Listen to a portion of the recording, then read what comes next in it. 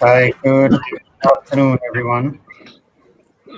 So, welcome to everyone. And so, this is Salas Technology Services, and we're having a very interactive chat this evening with our partners from Checkpoint Software Technologies. So, we're going to be focusing really on zero trust. What is zero trust? What does it entail? The impact on the user. So, we're going to be basically demystifying all of those the questions or the persons may have around what zero trust is, how it impacts you in the enterprise, how do you implement it. So I'm going to hand off to Ernesto, who will introduce the panelists. Thank you very much, Mark. First of all, my name is Ernesto Castillo. I'm territory manager for the region of English Caribbean for Checkpoint. It's a pleasure for me to be here with you. I would like to thank our partner Salus for this great opportunity for us to send this important message, and also would like to thank you for to all of you who are connected right now and will be able to participate with us. I think the first point that I would like to introduce is talk to you very quick about our company, Checkpoint. Uh, if there is something that actually all people know us about, it's firewall. We actually invented the first stateful inspection firewall in the market, and we have been for more than 22 years consecutive one of the leaders in the Gartner Magic Quadrant for what we know as network firewalls.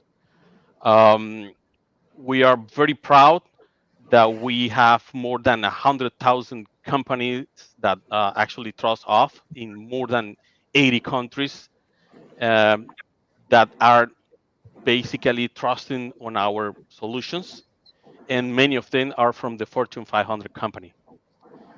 We work together with a lot of partners, one of them being Salos, which is a very strong partner that we have in the Caribbean. So today we have a very important topic that we would like to talk to you. It's about zero trust, and there is a couple of important areas of technologies that actually has to do with this concept. And for that, and to start and jump into that topic, I would like to introduce one of my colleagues, Travay Soku, who wish elaborate and go deep on that. So Travay, go ahead. So it's all yours. All right, thanks, so good afternoon and evening to everyone. First of all, thanks again to Salas for the invitation to share with you. And what I hope to be able to relate to you is they've shortened my time. So I hope I could do a quick and dirty intro to Zero Trust. And within this presentation, all right, so within this presentation, there's several items, right? And um, uh, I didn't even say my role, right? So I'm the security engineer with Checkpoint for the Caribbean.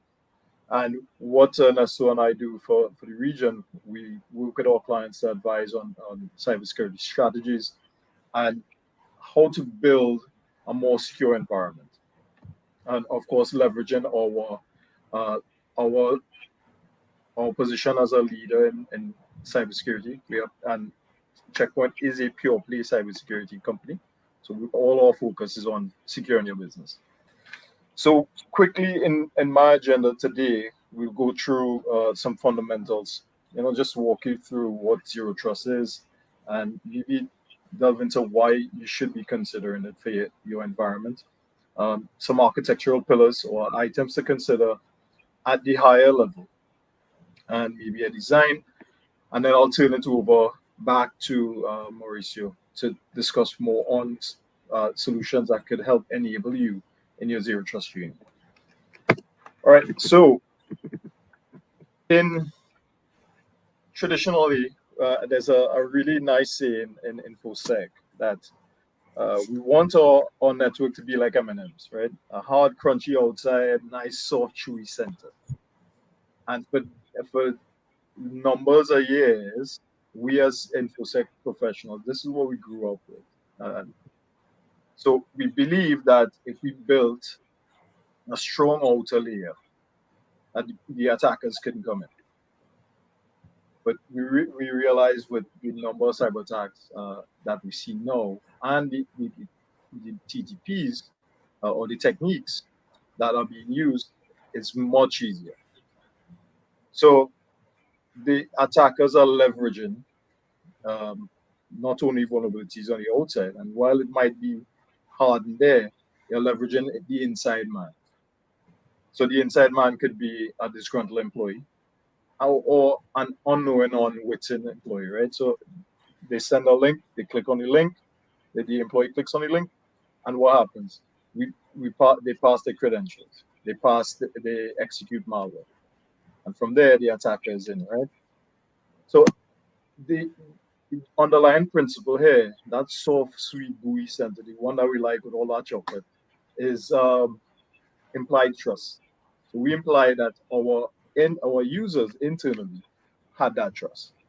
Now, what we see now is we see a dissolution of the perimeter with the network moving from inside this hardened shell to include cloud, to include BYOD, to include uh, users at home. How do we extend this hard shell outside? Now, with the adoption of these different technologies, we realize we've added so many services. How do we now limit the attack surface? And even though we increase the amount of services we make available for end users all over the place, right? Through SaaS, through public cloud, and connectivity through their devices, we still are slower to adopt better security strategies. And the main thing to note is that attackers are adapting. They have the time, and they have the resources as well. I mean, so many resources online available freely. Oh, my slides didn't move. All right, so what is zero trust? Now, there are many different definitions for it. I choose a really good one by the guy who coined the phrase zero trust, and that's John Kinderzag. I hope I didn't butcher his name. He coined this around 10 years ago, and this is very, no, not 10 years ago. He coined this in 2010, and knowing that date is or that year is essential item. So it is a strategy and an approach to designed to prevent data breaches and stop cyber attacks from being successful. Main item here is it assumes no entity or user or anyone, whether inside or outside the organization, can be trusted. And the mantra is never trust, always verify. It requires continuous verification of the identity, security posture, and access privileges of the users, devices, applications before we grant access to those network resources. And why I said note the 2010, zero trust has been around since that time, and the design principles work, and it has been vetted. Most of the organizations that you don't hear about have not been any news based on their adoption. So key thing to always assume is the network is breached, and this is with zero trust, right? When you think network is breached, the threats are coming from both inside and outside, and the suspects could be any user or device in the network.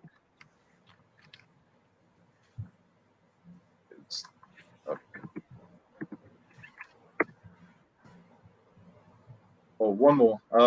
I like this saying: "Trust is a vulnerability that is exploited by malicious actors." So, in the zero trust mindset, this is just things to consider when you're looking at zero trust, right? Each data source and computing device is a potential point of attack. And second point, we have so many devices and users all over the place, not contained within our networks. Each connection needs to be secure to our environments. We grant resources to users per session and connection. And this means we re-authenticate or revalidate the user per session or connection. And using least privilege access, we give them just in time and just enough access. I'll just expand on this really quickly. I know in several policies, and I would be guilty of this back in the day as well, right? Or security policies didn't align, and we would allow access to this user or this IP to a server for a specific service. Maybe let's harden it a bit, right? For a specific service, but we didn't put a time limit on it. Does a sales rep or does a CSR or a bank teller, do they need to access the system after their working hours? And this is one other concept to keep in mind. When do they need access? Access should also be based on their attributes, the state of the user and the asset. So we look at the username, we look at their location, just for some metrics. And we build policies based on authenticating them and not the IP. In terms of your assets, make sure you follow benchmarks, make sure the applications are secure, and you continue to verify posture to maintain that data integrity. Enforce authentication authorization. And I've seen, and I commend a lot of the clients I've met with and colleagues. I've seen a strong adoption of multi-factor authentication. And they are looking at more IAM or identity and access management within their environments. And finally, collect data and to improve security. And what this means is use the data, the logs that you get, and keep inspecting to increase the overall posture. And we'll go into this really quickly in a few seconds. I just need to make sure my time is good, right, guys? Yes, no? All right. So I will move a bit fast. So the core concepts in Zero Trust, we can't do anything without defining the business outcomes and aligning to what they want. So if the business has said the core service that we provide is web server, we need to make sure that we protect from that. Then we look at designing from the inside out. We look at, all right, that web server, where is it? How do we prevent lateral movement? And that is movement from that web server to anything else. So isolation, and then still making the service available, right? And then we look at determining who needs access to the web server or the web app, right? And again, this kind of ties into lateral movement or isolation and limiting the blast radius if something were to go on. So if one of the users were infected, how much and how far can they move within the environment? And finally, same point I covered in the last slide, or ended with in the last slide, inspect and log all traffic.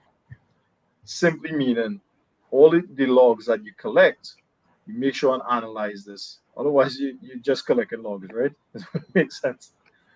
We just so guys, is my time? I see my time is up. Can I get 5 more minutes? Go ahead, Shavai. All right, thanks, man.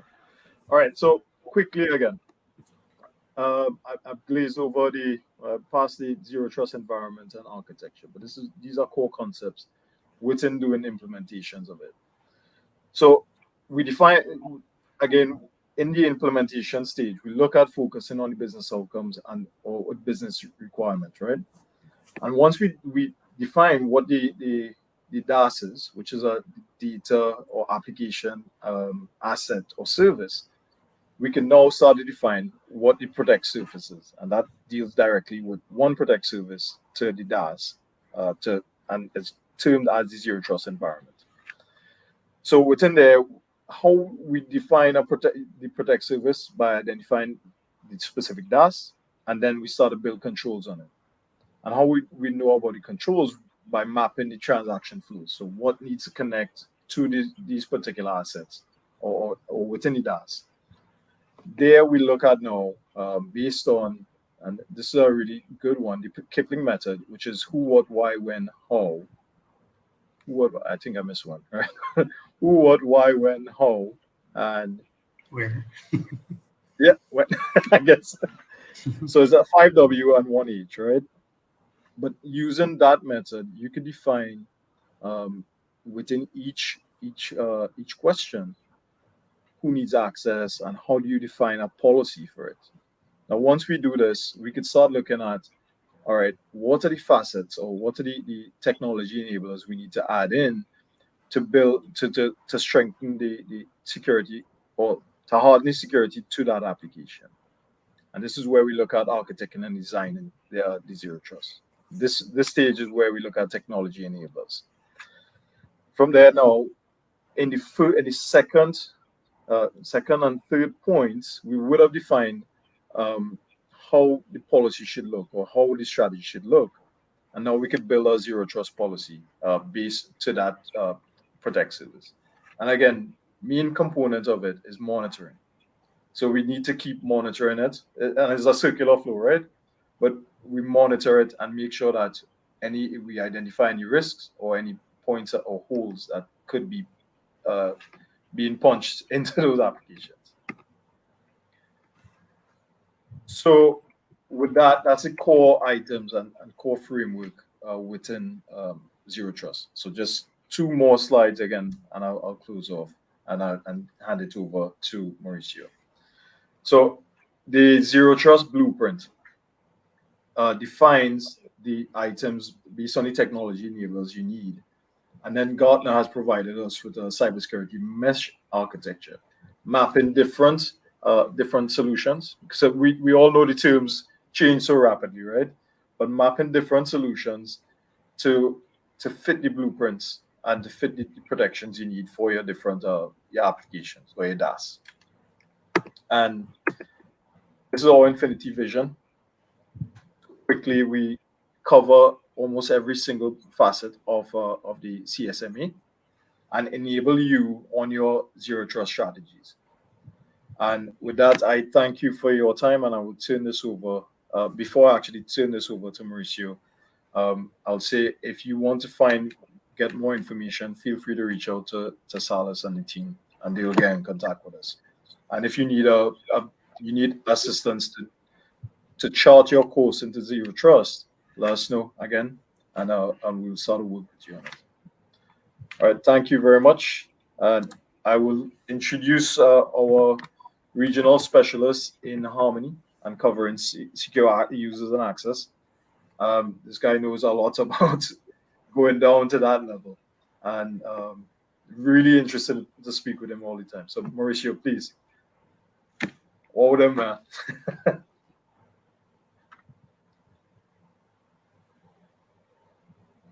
uh,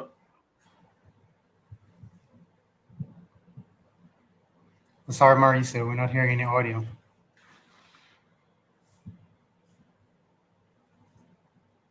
oh.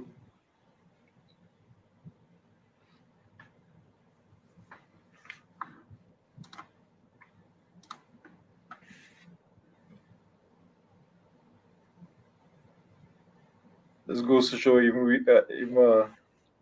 every platform is not infallible. Right.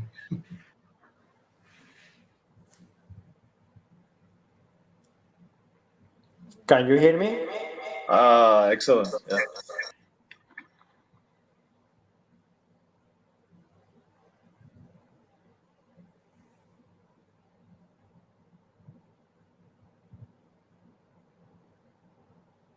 I think we lost you again.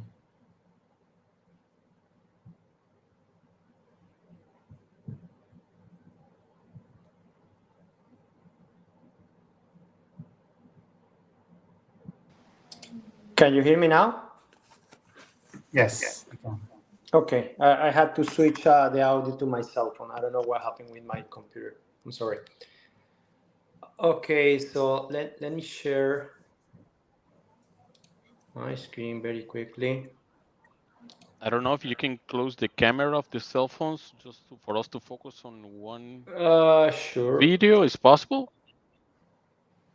Okay. Can you Yeah, speak? Yeah. it's better. Perfect. Now, It's now it's better. much better. Go ahead, Mauricio. Okay, hold on. Let me just share my screen.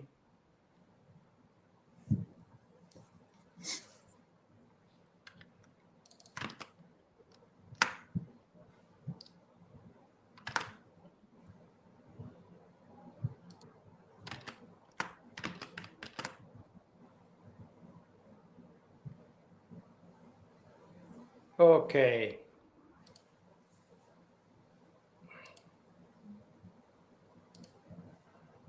Perfect. So we're going to start talking about how we can apply the Zero Trust framework for users at the network level. Again, I was saying, but you didn't hear me. My name is Mauricio Gomez. First of all, thank you very much for having us tonight, and thank you for participating in this session. So what we are going to talk about is how we can implement zero trust framework for users in a new infrastructure or new environment that we are facing today. So right now, most of the companies implemented hybrid work is a new standard. So we have employees working from home, working from different places outside of the network. So we need to take care of how we can deliver access to critical applications from different devices, sometimes personal devices. We have in the middle of a digital transformation, moving a lot of things to the cloud. So we are not having all the application in one single point centralized. So we need to take care of that. And also, most of the organizations are looking to optimize the connectivity. So they are just giving access directly to internet to consume all of these applications. Next example, email. For those who are using Office 365 or Google, you are sending your user outside of the company directly to those SaaS applications. So this is something that hackers knows very well, and they are expanding their attacks to different surfaces. So we see today more attacks, more sophisticated. We are seeing how phishing attacks has incremented during the last 4 or 5 years. During 2023, we have seen an increase of 80% of this kind of attacks, and half of these attacks has become ransomware attacks that we are seeing a lot of companies around the world impacted from different industries, even countries, entire countries affected for this kind of attacks. We're seeing more and more attacks directly to the Wi-Fi connections. Right now, we use our mobile devices to connect from different places, and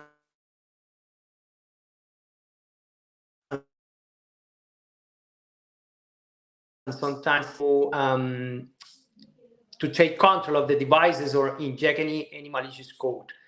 And from all these kind of attacks, we are seeing a lot of data breaches around the world. So this is the new world that we are facing today. And it will get worse because right now, artificial intelligence tools has been using by these hackers or these guys trying to build more sophisticated attacks, increase the volume of the attacks, and be more effective. So that's one of the reasons of the challenge that we have today to implement zero trust, because today we can have several different security tools to cover or to protect every single surface that we have today, but always the user will be the weakest link in the chain. The user click in a link, open a document, and the breaches start from there. So we need to pay attention at how the user is connecting to the network or to the application and apply this framework of zero trust. So we are going to talk about zero trust in network access. What Zero Trust Network Access offer is less privileged access to the network or applications that every single employee or contractor, any user, has to use to do their work. So implementing less privileges, I reduce the attack surface. For example, if a contractor has access through a VPN to my network, in the case of an infection coming from this contractor, will impact my entire network. But if I implement zero trust in those contractors, in the case of an infection, the impact for me will be only the application I deliver to them, or the network, the segment of the network that I approve these contractors can access to do their job or interact with my company. So this is the first thing that we have to have in mind. The second thing is the user authentication and authorization. So right now we are based on an identity with a username and a password, and sometimes we use multi-factor authentication. But this is not enough, because the way hackers are taking over credentials, for example, Office 365 is very easy, is very common. So we need to implement more and more controls to identify that the user is the right user, is the user that is allowed to enter to my network or to consume any kind of application. So we need to add more controls like the device posture, identify if the device is compliant with the policies of the company, or if the user is connecting from the localization this user should be, or is connecting in the date and time that this user regularly connect to the applications. And we built an historic of the user's pattern. We start looking for those behaviors that are not common in the users, and from that investigation we can define if this user is the right user or is somebody that just compromised their credentials. And finally, to bring connection to all users and devices, even being on your own device or personal devices, is really important. Because today, in the hybrid world, we use, for example, our mobile phones. And our mobile phones, most of us use our personal mobile phones to connect to corporate networks. So we don't have much security implemented in those devices, so we have to protect those we have to protect the network from those devices in the case any of them are compromised. So we need to implement device posture for those devices also. So the first step is to unify the security architecture. Why we need to unify?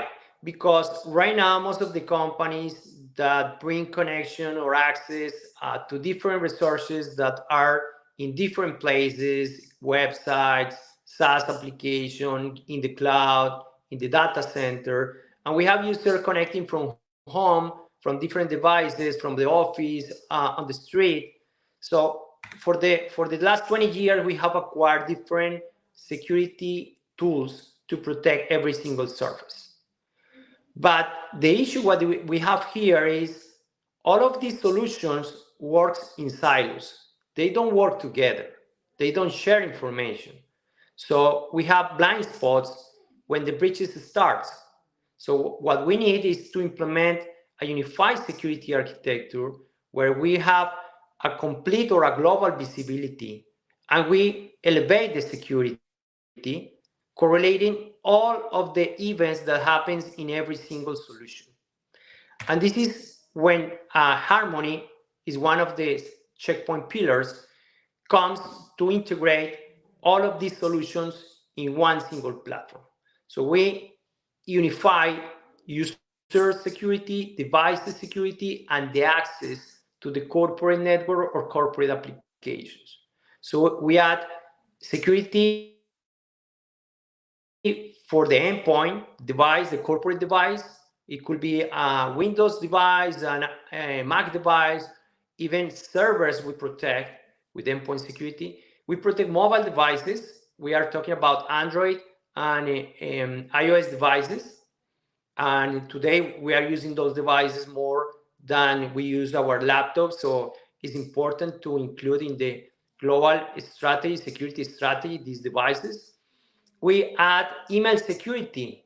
Right now, more than 90% of the attacks are coming through email. So we need to implement a good security solution that can identify phishing, malware, credential theft.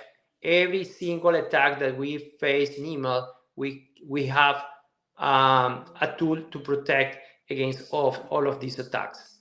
And also we can provide secure remote access based on CTNA or Zero Trust Network Access and secure internet browsing. So we are just consolidating all of these solutions in one single platform where you can integrate, consolidate, correlate, automate all the inspections, analysis, not only from Checkpoint solutions, we are adding third-party vendors that are key for us in order to deliver one single platform when you can have a global visibility of what is happening, what happened in a device, what happened through email, what happened when that user tried to connect from Russia and is based in Central America, for example. So we correlate everything with our Horizon platform. We have XDR and MDR. XDR is you want to manage directly the solution, you can do it, or if you want a service that do this for you, we can do it also. So we integrate everything in one single solution, in one single platform. You are going to see everything. So at the end of the day, the digital workplace with Zero Trust should include the security for the device, the endpoint security is for the corporate device. We need to include the security for the mobile device against any kind of attack, ransomware attacks, phishing, connection, malicious connections from command and control servers. Everything can be identified from those devices. We need to have a platform that authenticate and authorize the access of those devices based on CTN policies. So we have to investigate the device posture, the user localization, the date and time of the connection, the behavior of the user before giving connection to the resources. And we have to deliver access to every single place when we have any kind of service or application. It could be just for browsing, it could be for access SaaS applications, it could be for corporate, data center, cloud, all of these based on Zero Trust access policies and connected to our threat cloud. Is our brain when we have all the database from the different attacks that occurs globally from more than 150,000 sensors that we have around the world, and it's feed from our research team. So this is our brain, and we need to include or add artificial intelligence engines that could agilize the analysis or the inspection and take decision in real time. Because right now we don't have enough resources to manage everything in our IT infrastructure or in our security infrastructure. So we need to automate a lot of daily process, in order to balance the time spent on resolving issues that our engines can manage, remediate, and solve internally. And also we need to add the possibility to connect from personal devices and based on CTN policies. In this case, we add access or we allow access for at the level at the application level. So in this case, those users that connect from personal devices can go to a website and just connect to a specific application they need to connect in order to do the job or just interact with us. So in this case, we approach every single surface, devices, access, corporate application like email, in order to define these zero trust network access policies and protect the corporate network and the data and application from the company from any kind of attacks, even if it comes from the user. Okay, so this is all from my side, and I will pass over. I think Ernesto or Ronald is here.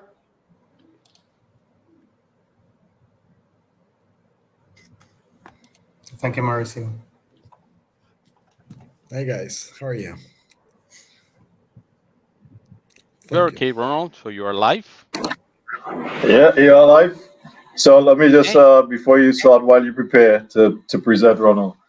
So I'm ready. Ronald is our cloud specialist and works within the LATAM and Caribbean region.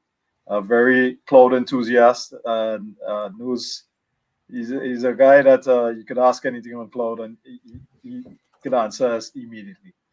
So any initiatives in cloud, feel free to reach out. Thank you. Thank you for that, Trap. Beautiful night or noon here in Ecuador. Today I am based in Ecuador. Uh, has been a very moving week in regards to digital transformation and, of course, enjoying this zero trust conversation in all topics.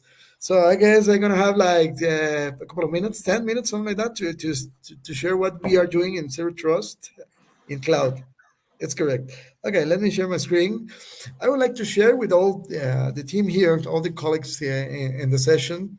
First of all, thank you, Zalus, for the time to share this valuable conversation with all the technical guys and that are in this conversation. There are certain topics that we need to understand in regards zero trust related with what is happening right now in cloud. So I'm going to share my screen. Give me a second to prepare specifically what we're going to talk about. Um, Let me share my screen right now. Share screen. Okay, share screen. Okay, ready. I guess you can see my screen right now. Can you confirm, Trap, please? Yep, it's up. Oh, perfect, perfect. Okay, that's a big challenge that companies are facing in terms of digital transformation, and we need to understand how governance should work in terms of zero trust. Definitely, this is something that Checkpoint has been working on. Uh, we have spent a lot of time building a comprehensive portfolio that takes advantage of the technologies that we have. For example, here I am sharing my screen in regards to what's happening in the field. We are living in a beautiful time that let us take advantage about what is happening in terms of digital transformation. It means that we're gonna move many of our applications for the near future, or maybe right now yet, for what we call microservices and serverless services. This is a era in which speed, agility, it should be part of every single initiative, technological initiative during our jobs. So, what's the challenge here in terms of cybersecurity? What we found here is that we can lose abilities in terms of control. Every single evolution from the traditional deployment to the new microservices design, it's affecting strongly our control in terms of cybersecurity. So definitely we should have a strategics in regards to that. And that's why zero trust take parts of the conversation in terms of the journey to the cloud. So we came from a traditional environment when we used to have control of all the perimeter, and suddenly we are facing a change in the way that we design, in the change that we consume infrastructure. Suddenly there is a cloud native vision. Our users, our companies are deploying infrastructure in the maybe taking advantage of the public cloud, like many of the cloud providers that you may already know. And there is a mix in the design, in the strategics, in the hybrid environment that we're going to have. Of course, we're going to have a traditional movement from the traditional assets, and we're going to move over the new challenges that we can solve with microservices, with containers, with Dockers, with Lambda functions, Azure functions. So definitely there should be a design that understand that we should take care of that. We should take care of the risk that is related with our design. That's why in the new vision of cyber technology, we should understand that there are pillars that we must take control. For example, Mauricio mentioned some of the value that we need to add in terms of SASE, SaaS application solutions, orchestration, and all the design that we have. But definitely we need to understand that in cloud, we need to be able to build a cloud native application protection design or platform. We should have security in all the DevOps initiatives that our companies are driving. So at the end of the day, we're going to have designs in our companies that take advantage of the development that you have in on-premises right now. But definitely we're going to face challenges like, for example, our companies having workloads from home, users that are connecting to our services from home, SASE, like Mauricio mentioned. And now, definitely, we need to take part of the public cloud initiative, and definitely we should be able to build a zero trust design. That's why we need to understand that the design of a cybersecurity strategies in terms of digital transformation should be based in a zero trust design. Zero trust is a native part of our design. Since we start moving from the basic design to the traditional design to the DevOps world, we need to understand that cybersecurity should be part in every single stage of the DevOps cycle. We need to understand that cybersecurity should be there. That's why we need to talk about zero trust in cloud. We're going to have a CI/CD pipeline in our reality. We're going to be maybe using Azure DevOps, Jenkins, AWS Code Build. I don't know, any of the CI/CD pipelines that you may have. But definitely we need to understand that cybersecurity should be there from the beginning, from the shift left, from the most left part of the CI/CD pipeline, and in every single stage of my new DevOps world. So in every company, engineers are taking advantage of these new features. Engineers love to redesign his applications, for example, using Kubernetes, using Dockers. Definitely, we need to add cybersecurity. Why? And with this slide, I'm going to finish my explanation. Because we need to be able to understand that from the DevOps world, from this new era that we are facing, our engineers are going to be designing the applications, and these applications can live in any of the environments that we can take advantage on. For example, in on-premises, for example, in any of the cloud providers. And then we're going to have an exposure of applications, maybe traditional web services, maybe APIs for third parties that going to integrate with your services. And we need to understand where's the risk. And we're going to know that there is risk from the exposure of the web services or APIs. There is going to be a risk in the design, in the exposure of infrastructure, maybe in on-premises. That's why we install firewalls for like 30 years in Checkpoint. And exactly the same happens in the cloud. We need to be able to protect our cloud deployment from the challenges that we know that there are out in the internet. And now, in this world of DevOps, we should be able to integrate cybersecurity in this new era, in this new DevOps world. So knowing that, we should be able to answer how we're going to protect that. And that's why, and I'm going to move very fast to my last design of this conversation. That's why we need to be able to integrate zero trust in my architecture, in my design. We start designing zero trust from my on-premises deployment, and we should be able to extend the zero trust design to the communications, to the management and the governance of the cloud provider that we are using. Talking about workloads, talking about DevOps, we should be able to take part of that conversation in my strategics. And definitely, and the last part of the design, we should be able to add zero trust to my applications. It doesn't matter where they are, in my on premises, in my cloud A, in my cloud B.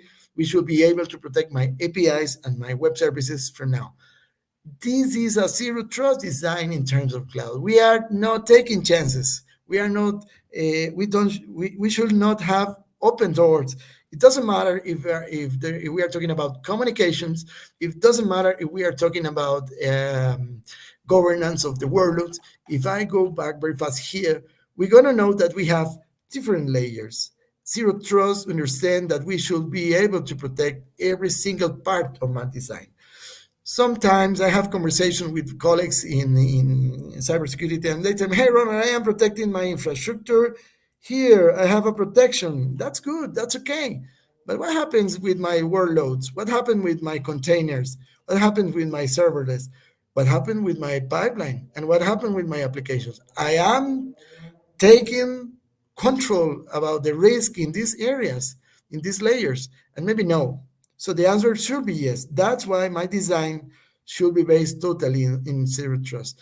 And that's the answer that we understand we should have in order to, I'm going to move very fast here, that we can be able to build a journey that can help us to know that we are taking control of the risk from the very basic conversation, from the very basic risk that we're going to have, communications, visibility, governance.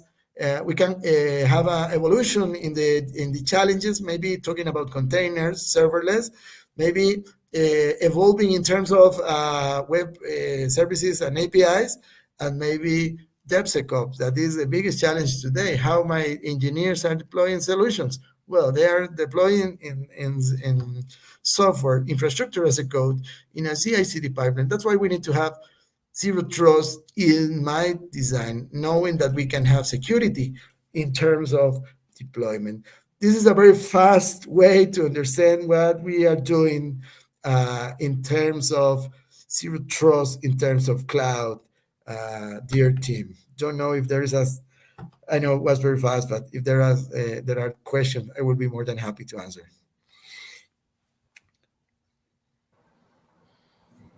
No, that Thank was you. good, Ronald. Yeah, that was good. That was good. Thank you, Oh, Ernesto. so we have a question here that just came in. So how can organizations effectively implement cloud zero trust across multiple cloud environments and maintain consistency in security controls and policies?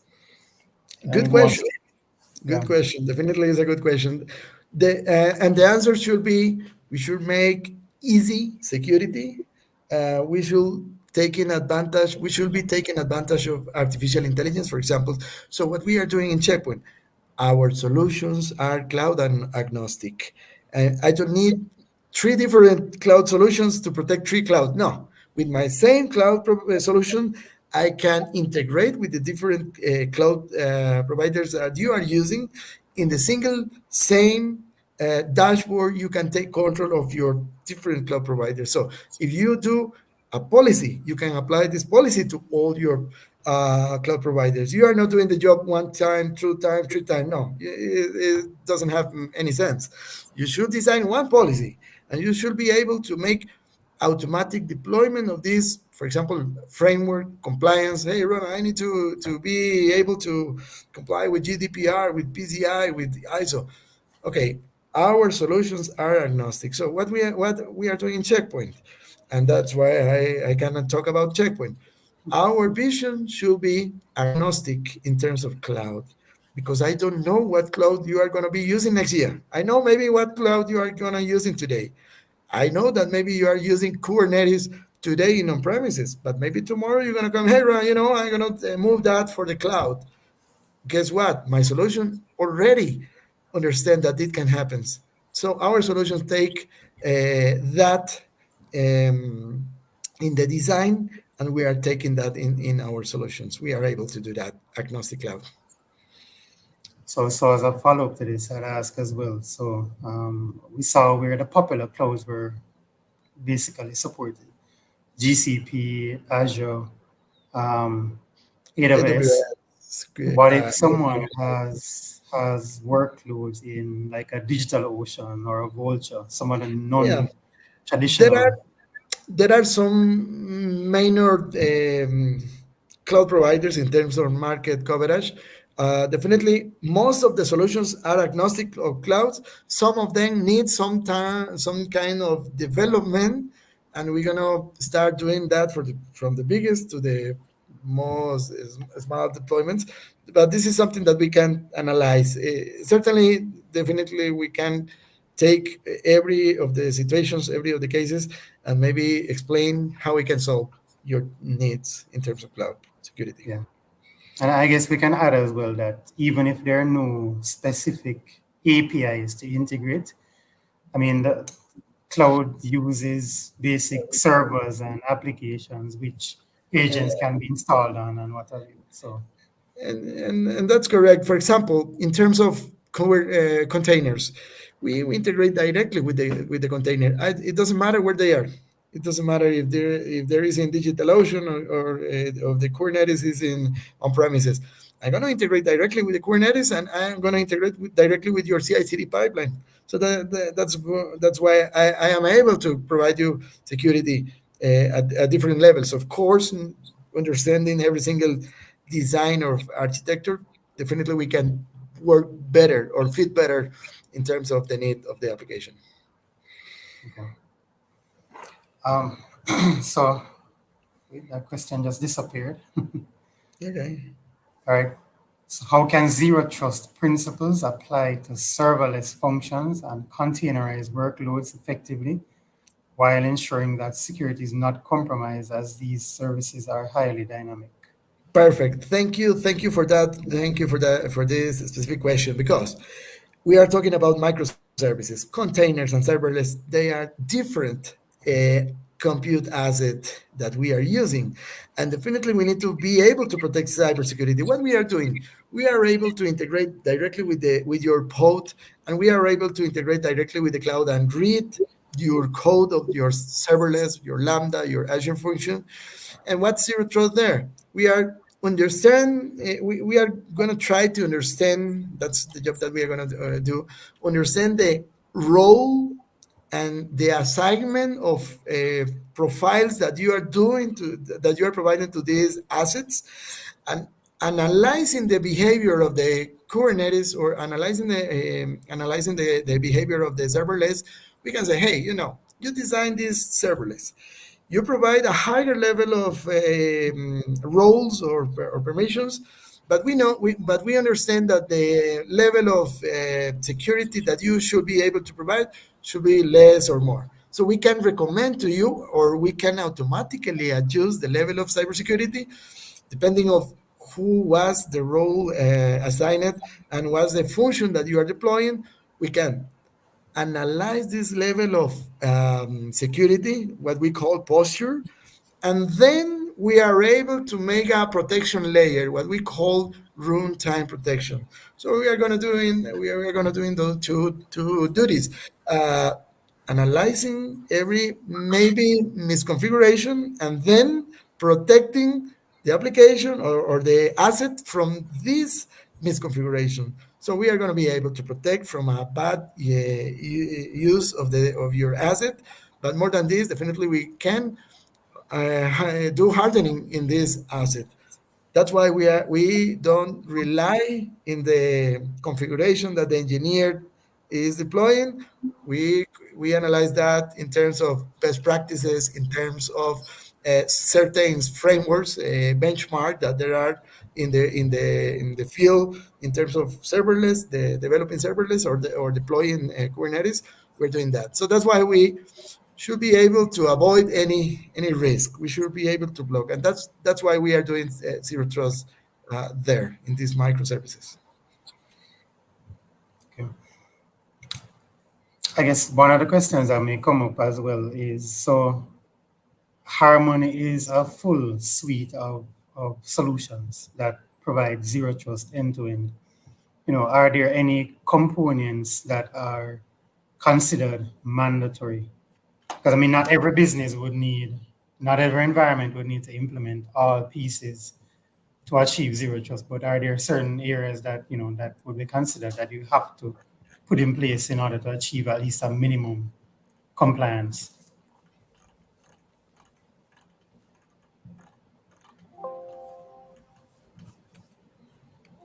Should be implemented in every security solution for users. One is anti-phishing. Anti-phishing in email is really important. Anti-phishing in the endpoint, in the mobile devices, because hackers, as I mentioned in my presentation, they expand the attack surface, and we are seeing phishing attacks, for example, through SMS messages. So phishing is not just related to email. Right now, it's expanded to different surfaces, so we need to pay attention on that. The second thing is ransomware, and it's really attached to phishing because more than 50% of the phishing attacks becomes ransomware attacks.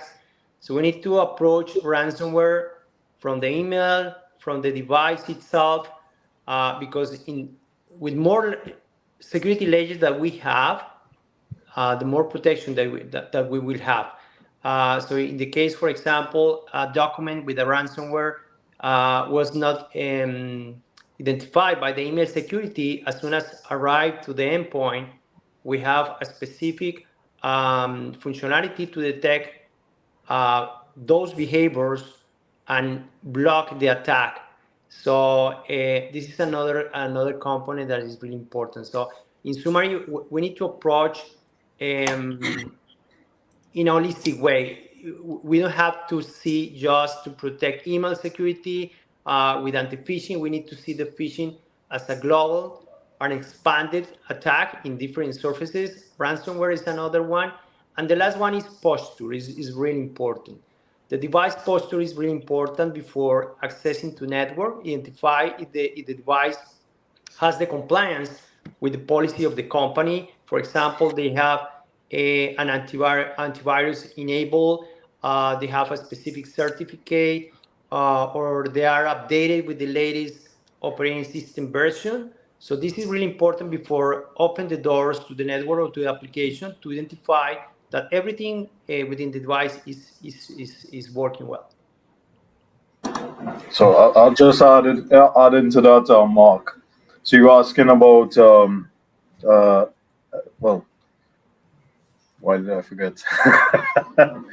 So I want to add into the firewall aspect of it. So within the endpoint, we could limit the access, and that's one of the key or core principles within zero trust. So the firewall could be role based or based on the user. So we could define the applications they have access to using the endpoint firewall within Harmony. And this is what I wanted to mention. So we are not a silver bullet towards zero trust. We enable zero trust. So we are not a. It's no such thing as if someone tells you there's a zero trust product, there's not. But we enable your strategies into zero trust. Right, and that's important to make that distinction as well. There are several mentions of compliance with GDPR, for example. So, locally in Jamaica, we have in less than another 30 days, we're going to have full implementation of our local Data Protection Act, which is sort of modeled off of DPA and other privacy standards that are out there worldwide now. What is included in the whole zero trust ecosystem within Checkpoint Solutions to allow for compliance with a GDPR or a DPA in the case of Jamaica, because they're basically the same thing.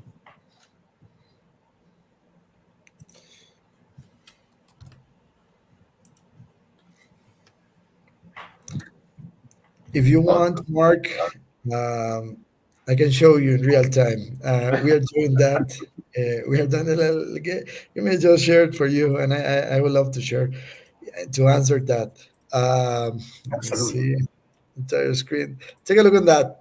If you want to, for example, I'm talking about cloud. In this moment, I am talking about cloud. So if you have cloud and you want to be able to be totally aligned with GDPR, just what you want to do is right here GDPR, and we're gonna start the deployment of this framework. I can select which deployments I'm gonna select. For example, I'm gonna select my AWS production Mhm. environment, so I can make an automatic analysis from now. Of course, right now I am doing that manually, but I can do in a continuous posture rule set, so I can configure my solution to make possible for me to know what's happening in terms of GDPR at every single moment. For example, right now I know I am in 29%.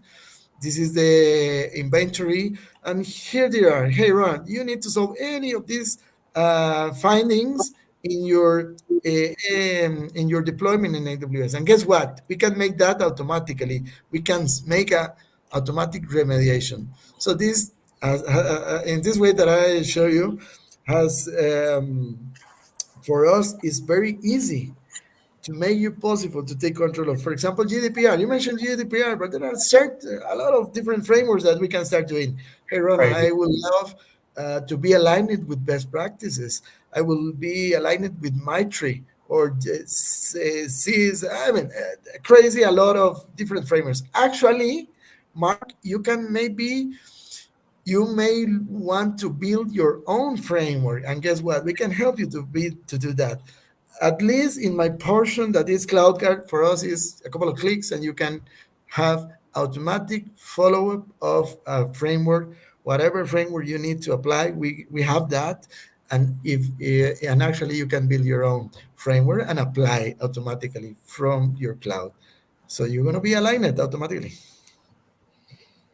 Excellent. I think a lot of persons, a lot of enterprises are really looking forward to that type of information because Correct. um, Cybersecurity should be everybody, easy. yeah, everybody's wondering how are they going to implement controls and best practices, especially with what is coming up the line now. There's Yes, literally a frenzy currently of persons, just trying to put things in place, conduct assessments, and then try and fill the gaps that are identified correct. out of those assessments. I So I can think tell that's you the first three steps, Mark. I can tell you the first three steps for that. The first one is contact Salus. Second Yeah, one is going to our webpage, checkpoint.com, for more information. And also, number three, to get in touch with us so we can all three start working on that journey for sure. exactly. That's good, very good point, Ernesto. All right, there's another question just came in. So, what are the key technical and organizational challenges that companies commonly encounter when transitioning to a zero trust model, and what strategies can be employed to address them effectively?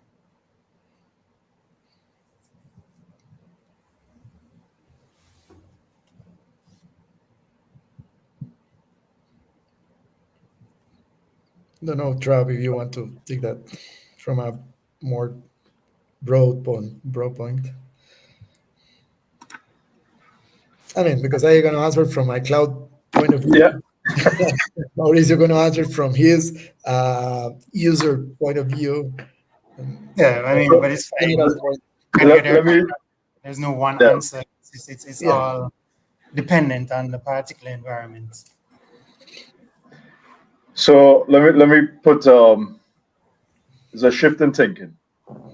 Right now we think that there's shift in thinking, opposition to change, and I'll bring you rest just now. But shift in thinking in terms of That's a good answer. where. Hello. No, go Yeah. ahead. No, I was Yeah. saying that's a So good one. That's a good point as well. yeah, so I taking it at the highest level, right? And then we could talk more on the technical level, maybe at our next time. But the shift in thinking is we need to stop looking at building security from top down. And I'm not sure if in your environment right now, you probably have that as I would have showed in my slide, that hard candy outer shell. You harden your perimeter, and now you have to take a mindset that you have to build from the application out, of the DAS out, right? So and from there, the opposition to change is where that piece comes in, where you'll have employees opposed to the change. You've added another factor. They couldn't get access to some services they had before, or they can't install. I was going to say Candy Crush. I don't know, or you can't install certain applications they used before, and these are some of the factors, right? And then looking at it from a full approach, where what is in terms of the challenges, what are you trying to protect, and then what do you need to use to protect? So in terms of strategies, there you're in the right place in terms of zero trust. So it's not a challenging or complicated thing to implement. By just taking it slowly, and I'll say this is not a sprint, is a journey, right? And if we use the rabbit and the turtle story, zero trust, adopting zero trust is a turtle. So the challenges you'll face, because it's a slower process, you can rectify them by fully finding your assets and defining everything there, and then defining your project surfaces, and then moving again, slowly adopting as you need. But I think that question has a whole heap more. In my research, I have around 35 different points to address these types. So we could reach out to Salas and we could do a more in-depth discussion on it.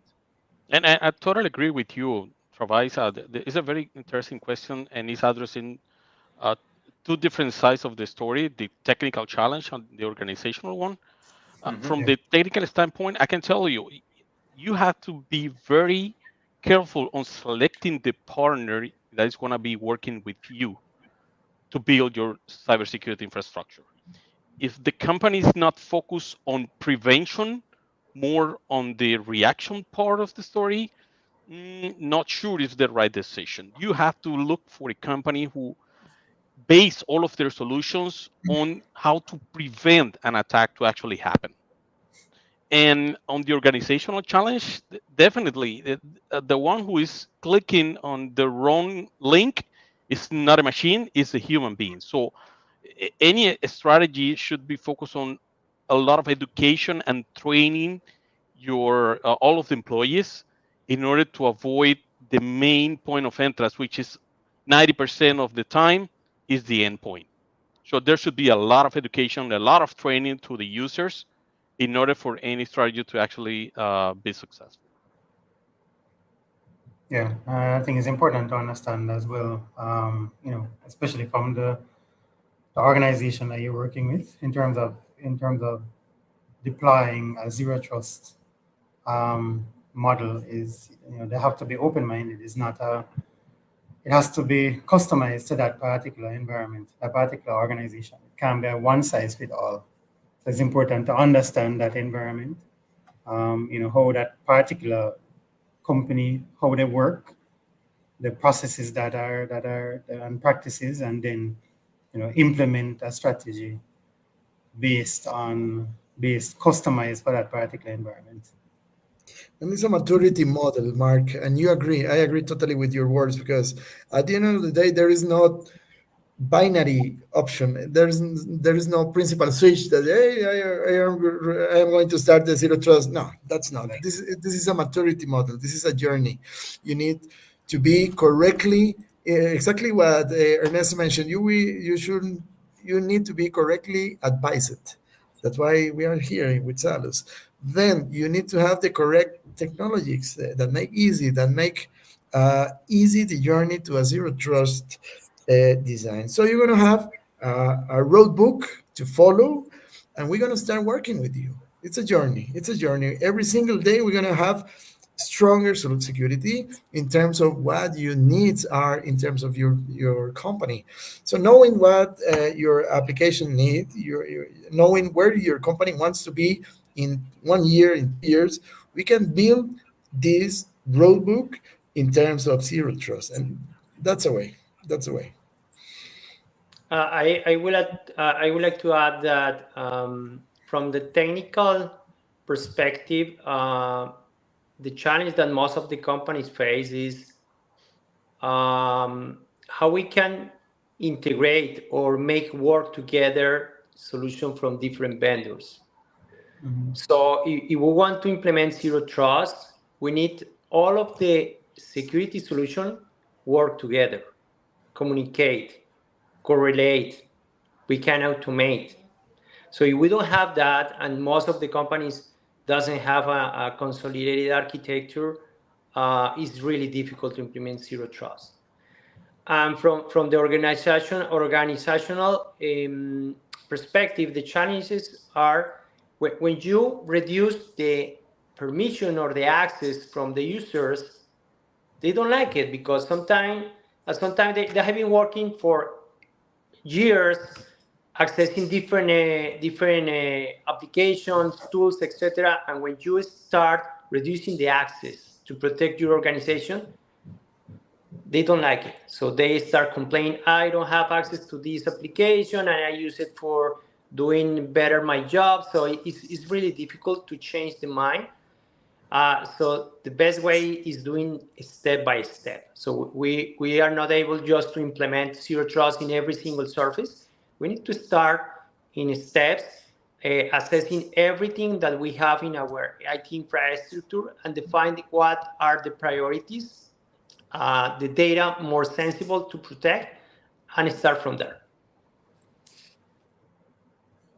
Absolutely. Absolutely. I agree with that completely.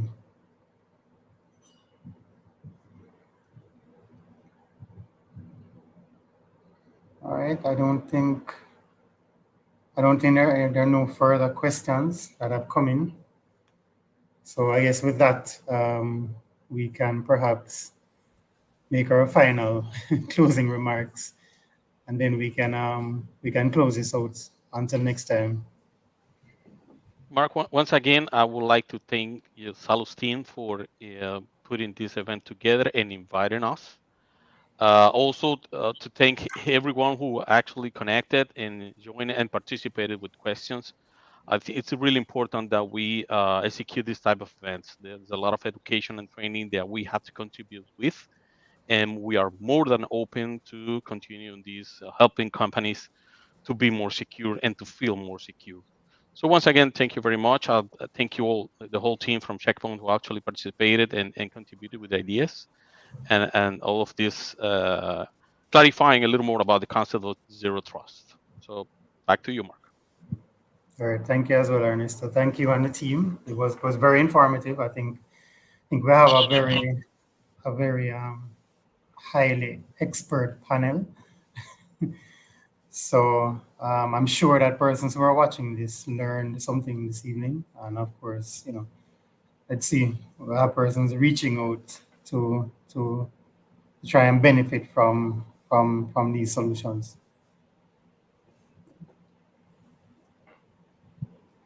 Perfect. Thank you. Thank you, Mark. Thank you once again. Thank you, Mark. Thank you, everyone. Thank you very much. Have a good evening, everyone. All right, have a good evening as well, guys. Bye, guys. Have a good day.